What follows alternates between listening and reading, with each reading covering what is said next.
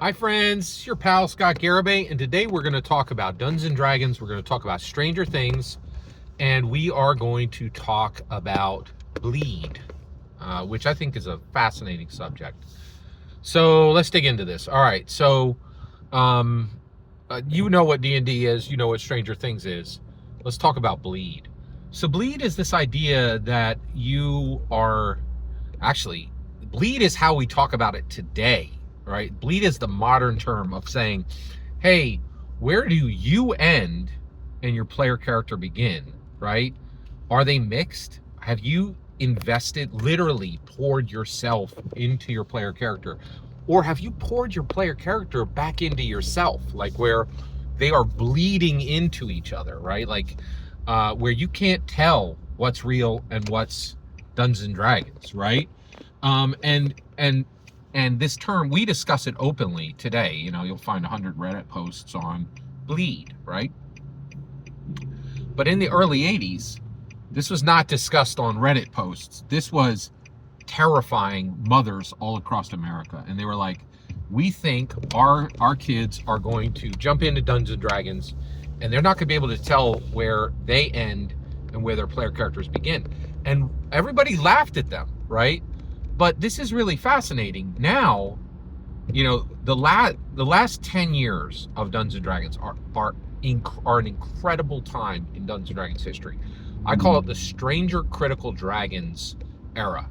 Stranger Things had phenomenal success. Critical Role made themselves millionaires rubbing Dungeons and Dragons on their face, right? And then Dungeons and Dragons enjoyed its most lucrative, most successful decade ever, right? With 5th edition, Mike Merle's just bringing in the absolute gangbuster, full-on win of um, Dungeons and Dragons, right?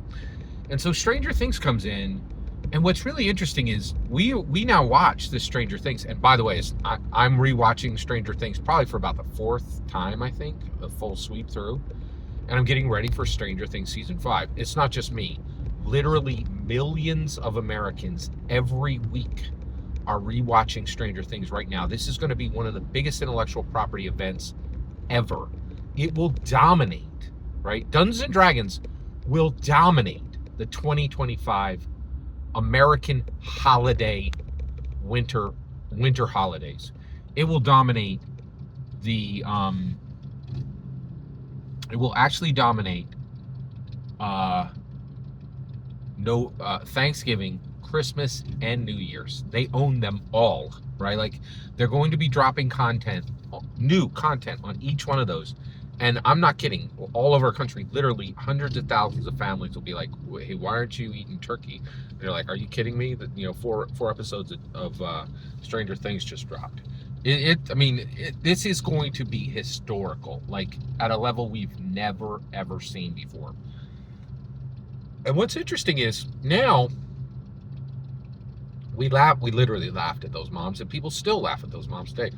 Oh, how ridiculous that you would blend reality and Dungeons and Dragons together. Everybody knows where the end begins and where reality begins and Dungeons and Dragons ends. Everybody knows this line. But this is not correct, okay?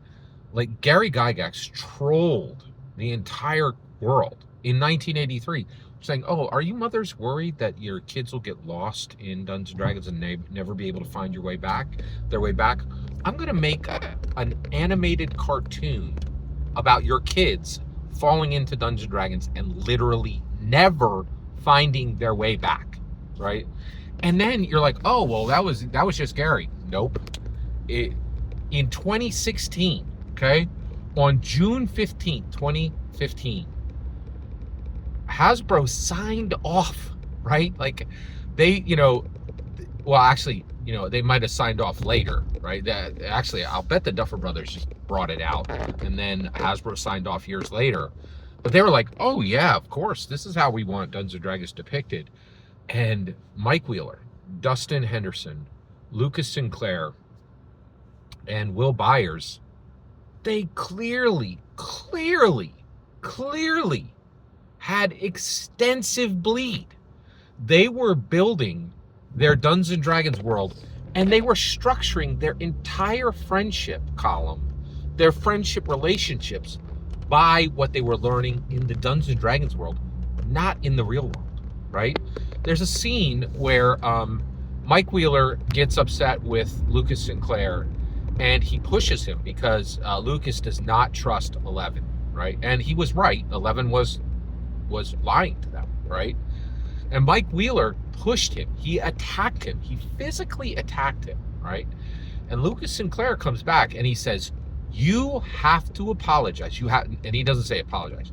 You have to shake hands with Lucas. And Mike's like, no way, he's out of line, right? And Lucas says, no. Hey, we're a party, right? What do you, oh, well, we're a party at the table. No. We're a party in this world, right? You are bound by party rules, Dungeons & Dragons party rules in our friendship. You drew first blood. You are going to be exiled from the party if you don't shake hands with Lucas, because it was player character on player character attack. And we don't do PC versus PC. And now you are bound by the social construct of our IRL friendship based on what we learned in Dungeons & Dragons, right? They were clearly going into massive bleed, right? They were absolutely mixing their IRL rules for life with what they were learning at the D&D table. What? Right? And Hasbro, oh yeah, we're signing off on this. Mix your real world with the Dungeons & Dragons world? Absolutely. And not a little bit, I mean a lot. Layers and layers and layers of not only tacit, sign off, but quite literal sign off. They're bringing out the next Stranger Things box set. There's already been one, right? There's probably 100 official Dungeons & Dragons SKUs, right?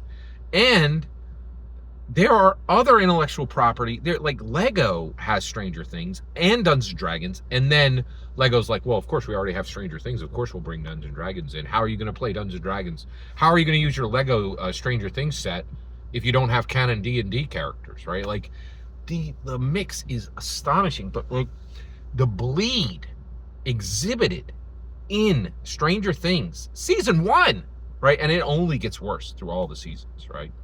It was astonishing. It is truly astonishing, right? We discussed bleed today on Reddit, right? Mothers were terrified of bleed in the 80s. Now, Hasbro is signing off on very specific examples of bleed, right? And it's not reaching a few people. It's reaching the world. Like, Stranger Things is in every possible major language, right? Like, this is all over the world saying, yes, this is Dungeons & Dragons. Yes, Dungeons & Dragons, the best of them, pure bleed. Pure bleed. Pure bleed, right? Every single word you just heard in this video is my humble opinion. Nothing more, nothing less. The important part is when I get to hear your humble opinion, when you get in the comments and send your traffic. Please consider liking and subscribing, and have a fetch millennium.